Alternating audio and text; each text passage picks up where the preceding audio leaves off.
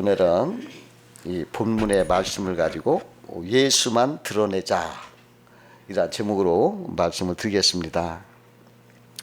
오늘 본문에 보니까 내가 그리스도와 함께 십자가에 못 박혔나니 그런즉 내가 사는 것이 아니요 오직 내 안에 그리스도께서 사시는 것이라 이게 말씀하셨습니다. 이것은 기독교 신앙의 핵심에서 나오는 최고의 그리스도의 삶의 자세다 이렇게 말할 수가 있어요. 크리스찬은 육의 나를 비우고 그리스도 영으로 살아야 됩니다. 그리스도인의 가장 큰 대적은 바로 나입니다. 나라는 자아는 옛 아담의 후손으로 그 힘센 안악자손 골리앗 거인같이 욕심 많고 고집세고 편견, 교만, 혈기, 거짓, 원망, 불평으로 아주 가득 차서 나를 지배하기 때문에 이 자아가 십자가에 못 박혀 죽지 않으면 예수님의 제자가 불가능한 것입니다. 죄의 권세가 엄청나게 크므로 주님은 그 죄를 완전히 멸하시려고 나를 대신해서 십자가에 죽으심으로 죄를 무력화시키고 다시 사흘 만에 부활하셔서 새 생명으로 살게 하신 것입니다. 그러므로 누구든지 예수를 믿으면 예수 죽음과 부활이 나에게 적용되어서 옛 자아 나는 사라지고 예수 제자가 되어 하나님의 자녀로 바꿔지는 것입니다. 여러분, 순금이 가장 전기가 잘 통한다고 합니다. 그런데 불순물이 끼면 전기가 잘 통하지 않는 것처럼 자아가 죽지 않고 살아있으면 불순물이 낀 것처럼 하나님의 은혜가 막히게 되는 것입니다. 그러므로 자기가 죽으면 하나님의 은혜가 순금처럼 잘 통하고 형통해지는 것입니다. 그러면 오늘은 자기가 죽고 예수가 드러나는 사람은 어떤 사람인가 알아보면서 은혜를 나누고자 합니다. 첫 번째로 예수가 드러나는 사람은 육의 자아가 죽고 예수님의 말씀을 순종하는 사람이다 이렇게 말할 수 있어요. 그 1900년대에 그 강화도 북부 마을에 종순일이라는 돈 많은 학자가 살았었어요. 그는 굉장히 부자였기 때문에 마을 사람들이 그에게 돈을 빌려 쓰고 있었습니다. 근데 이 유학자가 예수를 믿게 됐어요. 그래가지고 기독교인이 돼서 성경을 읽게 됐어요. 근데 그분이 마태복음 18장에 나오는 그 무자비한 종의 비유를 읽었습니다. 임금님께서 1만 달란트 빚을 탕감해줘가지고 그냥 감옥에서 꺼내 풀어줬어요. 근데 이 사람이 자기가 꿔준 100달러를 안 갚은 사람을 붙잡아서 돈 내라고 하니까 안 주니까는 옥에 가둬버렸어요. 그러니까 임금이 그 소식을 듣고도 화를 냈습니다. 나는 1만 달란트, 1만 달란트는 계산해 보면은 이건 뭐 우리가 한 나라의 예산 뭐 그렇게까지는 아니지만은 한 개인으로 모이는 돈이 아니에요. 엄청난 거예요. 그 엄청난 돈을 내가 탕감해서 그냥 보냈는데 너는 100다나리만, 그러니까 한 300만 원 정도 된 거예요. 그걸 안 갚는다고 너는 네 빚진 사람 옥에 가두냐? 그놈을 당장 옥에 가두고 다 갚을 때까지 가둬라 그랬어요. 이게 정신우리가 이 말씀을 읽고 나서 충격을 받아요. 며칠 동안 고민에 빠졌어요. 자기도 많은 사람들에게 빚을 놓고 있는데 그 성경 이야기가 꼭 자기에게 하는 말로 들렸어요. 그래서 이 사람이 주일날 예배를 마치고 빚쟁이들 다 불러 모았습니다. 그리고 빚쟁이들이 어이구 이거 주인이 빚을 갚으라고 하나 보다 하고 그냥 두려워서 왔는데 막 떠는데 이 종순이가 사람들에게 성경 마태복음 18장을 읽어주면서 말하기를 나는 지금 마태복음 18장 읽고 충격을 받았어. 여기 무자비한 종이 바로 내 자신이요. 나는 오늘부터 여러분의 빚을 모두 탕감하기로 하였어. 그러면서 사람들이 보는 앞에서 빚 문서를 모두 불태워버렸어요. 또 마태복음 19장 21절에 내 소유를 팔아 가난한 자에게 주고 나를 따르라 하는 말씀을 읽고 자기 재산을 다 처분해서 그 강화도 주변에 교회를 세우기 시작했다고 그래요. 그래서 지금도 강화도 주변에는 교회가 많다고 합니다. 그때 세운 거랍니다. 그분은 자기가 죽은 거예요. 자기를. 그 아브라함은 100세에 그 애지중지 그냥 눈에 넣어도 아프지 않을 이삭을 하나님 모리아산에 가서 번제로 드려라 그래요. 세상에 얼마나 당황하고 괴로웠겠어요. 근데 아브라함은 그 순종해요. 핑계 대고 막 이렇게 안 했어요. 원망하지 않고 묵묵히 말씀에 순종했습니다. 이게 뭡니까? 자기가 죽은 거예요. 자기 욕심 뭔 다 죽이고 주님 말씀에 순종했어요. 100세에 난 자기 사랑하는 그 아들을 번제로 드린다는 것은 자기가 죽지 않고서 할 수 없는 거 아니에요. 자기를 비운 거예요, 완전히. 그 베드로가 밤새 그물을 내려서 고기를 잡았으나 이상하게 한 마리도 안 잡히는 거예요. 근데 베드로가 그냥 다 이제 철수하려고 이렇게 그물을 털고 있는데 예수님이 오셔가지고 말씀을 증거한 다음에 베드로에게 말하는 거예요. 저 깊은 데 가서 그물을 내려라 그러는 거예요. 그동안 자기가 갈릴리 바다에서 베테랑 어부로서 자기 생각이나 판단, 경험, 지식이 다 있었죠.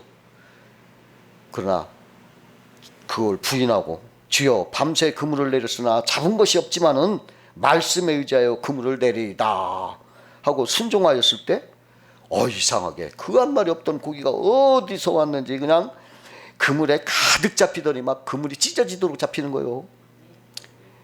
여러분, 자기를 비우고 주님께 순종하였더니 기적이 일어난 거예요. 그 어느 유명한 부흥사가 한 번은 서울 시내 아주 번화한 곳에 있는 교회에 부흥회를 갔어요. 그래 가기 전에 그 담임 목사랑 이렇게 거기 그 교회를 다녔는데 교회 게시판이 이렇게 있는데 보니까 얼마나 오래됐든지 나무가 다 썩어가지고 바실바실 막 떨어지는 거예요. 그래서 담임 목사에게 뭐라 했어요. 여보시오, 이거 돈이 얼마나 든다고 이렇게 사람 많이 다니는 길거리에 이렇게 걸 세웠죠. 요새 스테인리스 있잖아. 칼라 스테인리스 있으니까 그것도 예쁘장에 이렇게 통을 짜고 유리를 이렇게 끼워가지고 거기다 등도 달고 이렇게 주보를 묻혀놓고 또 설교 이렇게 하는 것도 좀 써붙이면 많은 사람들이 이걸 볼 텐데 이게 뭐요? 책망을 했더니 그 담임 목사가 내 얘기 좀 들어보시오 하고 하소연하는 말이 그 게시판이 하도 오래되고 낡아서 그 험에서 자기도 새로 샜으면 하고 생각을 했는데 마침 어느 집사님이 그 게시판 좀 가르라고 500만 원을 헌금했어요. 그래서 감사해서 그러나 당장 뜯어내서 고치고 싶었지만은 그 게시판이 30년 전 어느 권사님이 자기 권사 취임을 하면서 기념으로 했는데 그 마음에 걸려서 전화 한 통 드렸습니다. 그 게시판을 이제 뜯어야겠다. 이랬더니 그 권사님이 30년 전에 게시판을 기념으로 하셨다지요 하고 전화했어요. 그랬더니 그렇죠, 내가 했습니다 그러더래요. 그 어느 집사님이 500만 원 헌금을 해서 새로 하려고 하는데 어떻게 하면 좋겠죠 그러니까 권사님 말씀이 내 눈에 희귀 들어가기 전에는 안 됩니다 이러더래요. 그래서 지금까지 게시판을 바꾸지 못하고 있는데 목사님 무슨 좋은 방법 있습니까 그래요. 그 부흥사님 곰곰이 생각해 보니까 방법이 하나 있긴 있습니다. 그게 뭐요? 빨리 알려주시오 그러는 거예요. 기도를 하시오. 무슨 기도하랍니까? 그럼 이렇게 기도하시오. 아버지요, 그 권사님 눈에 흙이 들어가게 하옵소서. 그렇게 했다고 그래요. 물론 농담이겠지만은 그 자기 아집이 그냥 죽지 않으니까 험한 말을 듣는 거예요. 얼른 자기가 죽었어야 하는데. 두 번째로 예수만 드러내는 사람은 어린아이처럼 단순하고 또 진실해야 됩니다. 예수님은 너희가 어린아이같이 되지 않으면 천국에 못 들어간다 이렇게 말씀하셨어요. 어린아이들은 꾸밈이 없고 단순합니다. 어떤 사람이 화학을 전공하기 위해서 영국에 유학을 갔어요. 시험 문제를 보니까 괴상한 문제가 나온 거예요. 석탄으로 알코올을 얻는 방법을 쓰라 그러는 거예요. 아무리 생각해도 어떤 화학 부호도 없고 어떤 화학 방정식도 생각나지 않아. 도저히 생각이 안 나니까 이렇게 써왔어요. 석탄을 팔아서 돈으로 알코올 사면 되지 않소. 그랬대요. 그러니까 담당 교수가 그걸 읽고 좋은 점수를 줬대요. 왜냐하면 그 어려운 문제를 간단하게 만드는 그 능력이 좋다. 그러면서 점수를 줬답니다. 그 중국의 사마광이라는 사람이 있었는데 그 소년 시절에 친구들과 놀고 있는데 한 친구가 물이 가득 찬 항아리에 빠졌어요. 그래서 막 그냥 큰일 났어. 그 자리에 있던 사람들이 막 깜짝 놀라서 우왕좌왕하는데 사마광이가 눈 하나 깜짝하지 않고 큰 돌멩이로 독을 탁 깨트려서 친구의 목숨을 구했어요. 이 이야기를 듣고 나면 누구든지 다 할 수 있는 쉬운 일이 아닌가 생각할 수 있겠지만은, 그러나 그게 쉬운 게 아니에요. 왜냐하면 많은 사람들이 저 값비싼 독을 깨트린다는 거 생각을 안 하는 거예요. 어떻게 되나 하고 이것저것 생각이 많아지면 망설이다가 정말 중요한 아이의 생명을 잃게 될 수도 있다는 거죠. 근데 사마왕은 그 행동이 단순했어요. 돌을 깨버렸어 그걸. 그러니까 물이 빠지면서 살아났습니다. 왜 이게 지혜인데 왜 이런 지혜를 생각 못하냐면 사람들이 번뇌가 많어. 생각이 많어. 똑똑한 사람일수록 너무 복잡하게 생각을 해. 그래가지고 머리가 헝클어져 버려. 이거 단순한 것도 못하는 거예요. 그래서 여러분 이 세상 그렇게 복잡하게 생각하지 마세요. 어린아이처럼 단순하게 생각하는 것이 정답일 수가 있어요. 그 링컨은 꼭 원숭이를 닮은 외모 때문에 아주 못생겼다는 그런 지적을 많이 받았었어요.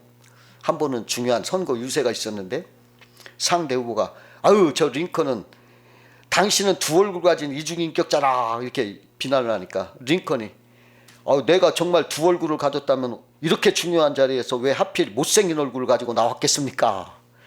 그러니까 사람들이 막 웃으면서 그 링컨 유머 덕분에 그곳에 있던 모든 사람이 자기 편으로 됐다는 거예요. 여러분 어린아이처럼 그냥 솔직 담백하게 사세요. 이렇게 복잡하게 생각하는 것은 좋지 않은 거예요. 세 번째로 예수만 드러내는 사람은 하나님과 이웃을 섬기며 사는 거예요. 그 하나님의 임재 연습이라는 책으로 유명한 로렌스 형제가 있어요. 그는 평생에 그 평수사로 살면서도 오직 하나님만을 사랑하고 하나님만을 기쁘게 해드리기 위해서 살았습니다. 그가 청년 시절에 전투에 참가해서 부상을 입고 일평생 한쪽 다리가 불편하게 됐었습니다. 그래서 이를 계기로 그가 군대를 떠나서 하나님께 온전히 헌신하기로 결심하고 프랑스 파리의 맨발의 까르멜 수도원에 수사로 들어갔어요. 이때부터 로렌스 형제라고 불렸습니다. 그런데 귀족만 들어가는 그 수도원에 서민의 신분으로는 들어갈 수가 없었습니다. 지식도 부족하고 몸에도 장애가 있어서 온전한 수도사가 될 수 없었습니다. 그래서 그는 수도원 주방에서 요리하는 요리사가 됐어요. 근데 그것만으로도 너무 감사해서 요리할 때마다 막 주님께 기도하는데 뭐라고 하냐면 이게 요리할 때 소금을 뿌리면서 주님 저도 이 소금 같은 사람이 되게 주시옵소서. 그래서 주님을 영광 돌리게 하옵소서. 또 음식의 간을 보면서도 주님 저도 그리스도의 맛을 내는 사람이 되게 해주셔서 주님께 영광을 돌리게 하옵소서. 청소할 때도 주님 제 마음을 이렇게 청결하게 해주셔서 주님께 영광 돌리게 하옵소서. 이렇게 기도를 계속 하는 거예요. 그 생활 전체가 기도예요. 그리고 그는 온 정성과 사랑으로 모든 수도사들을 막 섬겼어요. 근데 시간이 지날수록 수도사들의 얼굴이 점점 어두워지는데 그런데 이 사람은 놀랍게도 그냥 로렌스 얼굴은 막 천사가 찬하게 빛나고 항상 웃음과 미소가 가득한 거예요. 그러니까 어느 순간부터는 수도사들이 식당에 와서 이 요리사만 만나면 은혜를 받는 거예요. 근데 결국 이후에 모든 수도사들이 그를 수도원 원장으로 선출해서 추대했어요. 로렌스라는 그 수도사는 어떠한 신령한 은사를 받은 게 아니고 엄청난 계시를 받은 것도 아니고 특별한 영적 경험을 받은 것도 아니지만은 보통 일상생활에서 사랑을 실천하고 하나님을 이렇게 경험한 거예요. 우리는 하나님의 사랑을 어떻게 세상에 드러낼 수가 있습니까? 뭐 위대한 일을 하는 게 아니에요. 뭐 대단한 업적을 남겨하는 게 아닙니다. 일상의 삶 속에서 하나님의 사랑을 늘 감사 묵상하면서 형제들을 섬기면서 사랑하려고 노력하면 그 사랑 내 계신 하나님을 만나요. 그런 사랑은 실패할 수가 없습니다. 여러분 항상 하나님을 사랑하고 섬기고 이런 생활을 할 때 그리스도로 나타나는 겁니다. 네 번째로 예수만 드러내는 사람은 주님께 모든 걸 맡기고 사는 사람이라는 거예요. 그 중국 내지 선교사인 허드슨 테일러라는 유명한 선교사가 있는데 그분이 처음에 그냥 열심히 일을 하다 보니까 자꾸 일이 많아지고 그래서 돈도 필요하고 선교 협력자도 필요한데 아무도 그를 도와준 사람이 없어요. 그러니까 그 사람이 막 욕심은 많고 할 건 많고 한데 정신적 부담으로 막 고민하다가 신경 쇠약에 걸리고 말았어요. 그런데 어느 날 요한복음 15장을 이렇게 읽다가 5절에 보니까 나는 참 포도나무요 너희는 가지니라는 그 말씀이 마음에 꽉 박히는 거예요. 그래 그는 야 주님은 포도나무시고 나는 그 가지인데 내가 걱정할 것이 무엇이란 말이냐. 주님께서 양분과 수분을 다 공급해 주는 나무이므로 나는 가지이기 때문에 그냥 받아들이기만 하고 붙어만 있으면 되겠구나.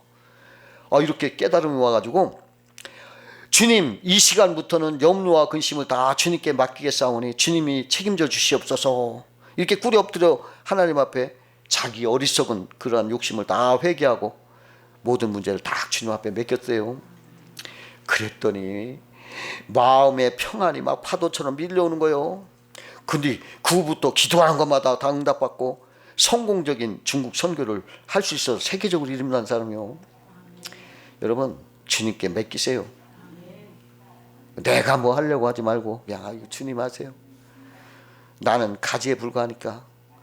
가지가 열매 내는 게 아니라 뿌리서부터 오르는 걸 받아서 내는 거 아니에요? 내가 뭐 하려고 하지 말고 주님께 맡기세요. 그분이 하니까 성공이 하는 거예요. 그 이스라엘에 사해바다가 있는데 아주 염도가 높아서 거기에 들어가면 몸이 가라앉지 않는다는 거예요. 근데 사람들이 물에 들어갈 때 빠질까 봐 막 허우적댄대요. 그러면 막 물이 튀어서 눈에 들어가면 막 몹시 쓰고 아프대요. 그 옆에 있는 사람까지 막 피해를 준다고 합니다. 그래서 사해바다 들어갈 때는 힘을 딱 빼고 그냥 바닷물에 몸을 딱 맡기면은 물이 몸을 딱 받쳐줘서 평안히 누울 수도 있답니다. 우리 인생도 모든 것 주님께 맡기고 있으면 하나님이 이렇게 받쳐주시는 거예요. 내가 근심 걱정한다고 그러는 게 아니라 다 주님이 해주시는 거예요. 그 어느 마을에 농부들이 하나님께 요구를 했어요. 하나님 우리들이 원하는 대로 1년만 날씨를 변화시켜 주세요. 하나님이 대답하셨어요. 그래 좋다. 1년 동안 너희 원하는 대로 날씨를 변화시켜 주마. 그래 농부들은 자기들의 경험에 의해서 하나님께 요구했어요. 하나님 지금은 비가 필요합니다. 비를 주세요. 비가 막 내려. 하나님 지금은 햇빛을 주세요. 햇빛이 돼요. 하나님 지금 바람을 주세요. 바람 불어. 가을이 되어 들판에 곡식이 자랄되어 추수하기 이르렀어요. 농부들이 신이 나서 막 추수하고 탈곡을 했는데 이게 웬일이요?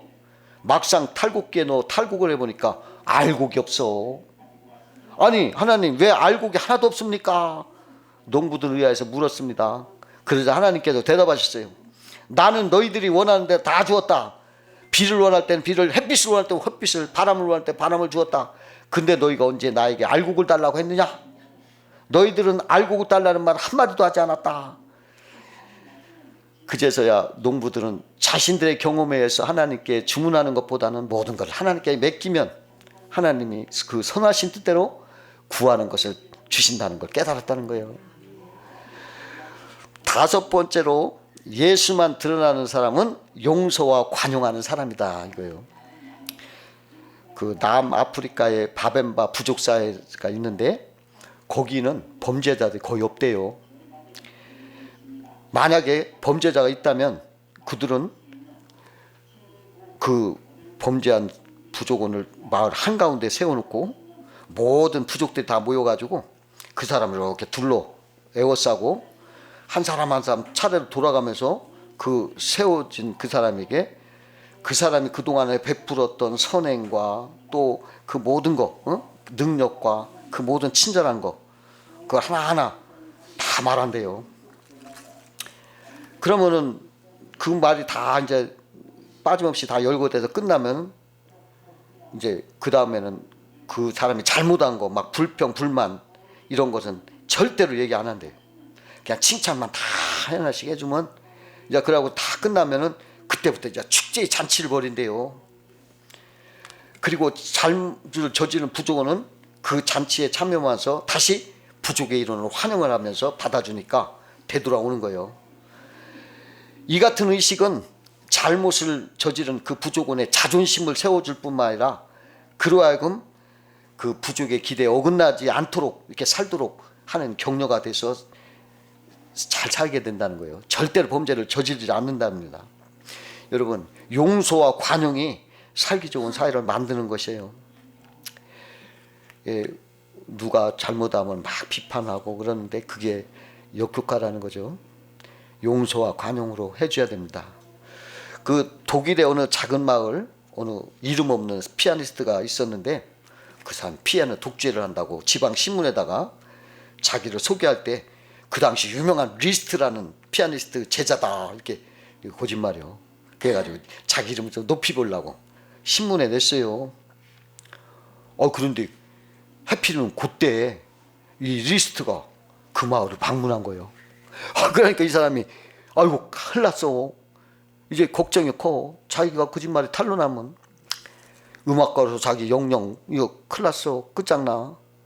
그래가지고 그 사람이 할 수 없이 큰 용기를 내가지고 리스트를 찾아가서 무릎을 꿇고 용서를 빌었어요. 선생님, 죽을 죄를 졌어요. 제가 선생님 이름을 도용했습니다. 아직 부족함 많은 피아니스트 주제에 감히 선생님이 제자라 거짓말을 했습니다. 선생님이 제자라고 거짓말했으니 저를 용서해 주십시오. 그러는 거예요. 그가 리스트가 조용히 웃으면서 대답했어요. 당신은 크게 잘못했군요. 그러나 누구나 실수는 할 수 있습니다. 당신이 얼마나 부끄러워하고 고통스러워하고 괴로웠는지 알 수 있을 것 같습니다. 그러면 내 앞에서 연주 한번 해보세요. 그럼 벌벌 떠면서 리스트 앞에서 막 피아노를 쳤어요. 리스트는 이렇게 연주를 들으면서 이건 이렇게 치시오. 이렇게 몇 번 가르쳐줬어요. 연주를 마치자 리스트가 그에게 말했습니다. 단 한 번이라도 내가 당신을 가르쳤으니 이제 당신은 분명히 내 제자입니다. 그러더니 당신이 연주해서 당신 연주가 끝나면 제가 한 곡 연주하도록 하게 해주십시오. 그렇게 소개를 해주십시오. 그러는 거예요. 근데 그 연주회가 대성공을 거뒀어요. 왜냐? 리스트가 한번 연주해주고 또 이 사람은 내 제자입니다. 이렇게 소개하니까 막 사람들이 막 굉장히 여러분 관용이라는 게 이렇게 아름다운 거예요. 그 어떤 부정한 방법으로 회사 돈을 수십억, 수천억 막 그냥 엄청난 돈을 빼돌린 젊은 회사원이 있었는데 이 행위가 적발됐어요. 그러니까 나는 이거 감옥 간다. 이거 큰일 났다. 근데 사장님이 부르시는 거예요. 아이고 막 그냥 진짜 위험해. 막 그냥 자기가 막 어떤 벌을 받을까 막 두려워서 떠는 건데 그의 행위가 모두 사실이냐 하는 질문을 받고서 그렇습니다. 근데 사장이 깜짝 놀란 질문을 던지는 거예요. 내가 자네를 지금 그대로 일하게 해준다면 앞으로 자네를 믿을 수 있겠는가? 젊은이가 얼굴 환해지면서 대답했어요. 예 사장님, 여부가 있겠습니까? 저는 다 이걸 다 내놓고 내가 이걸 절대로 그런 짓 안 하겠습니다. 그러니까 사장이 말한 거예요. 나는 자네에게 책임을 묻지 않겠네. 가서 일을 계속하게. 그러면서 대화를 끝내면서 사장이 이런 말을 하는겨. 하지만 자네가 알아야 할 것이 한 가지 있어. 이 회사에서 유혹에 넘어갔다 관용을 받은 사람은 자네가 두 번째 사람이야. 첫 번째 사람은 바로 나야. 나도 자네와 같은 짓을 했었지. 자네가 받고 있는 자비를 나도 받았다네. 관용은 관용을 낳습니다. 그 가늠하다 현장에 붙잡힌 여인을 심판해야 될 자리에서 예수님은 누구든지 죄 없는 자가 먼저 돌을 치라. 예수님의 자비로운 용서와 관용이 모든 그 모인 사람들 손에서 돌을 다 버리게 했다는 거예요. 여러분, 사울왕은 왕의 자리에 앉아서 손에 단창을 들었다 성경은 말하고 있어요. 이게 사탄의 모습입니다. 그러나 다윗은 왕의 자리에서 관용을 베풀어 원수 사울의 손자 무볕을 자기 식탁에 앉혀서 평생을 보호했어요. 포악한 사울은 점점 약해졌지만은 자비로운 다윗은 점점 흥왕해서 강해졌다는 거예요. 우리는 포악한 사울의 사탄의 길을 가지 말고 관용과 용서의 다윗의 성령의 길을 가는 것이 예수를 드러내는 삶인 거예요. 우리 모두가 예수의 영으로 살아야 됩니다. 사탄의 영으로 살아가면 안 돼요. 저 끝이 안 좋아. 늘 예수의 영으로 용서하고 관용하고 덮어주고 이렇게 사시기를 주의 이름으로 축원합니다. 네, 기도하겠습니다.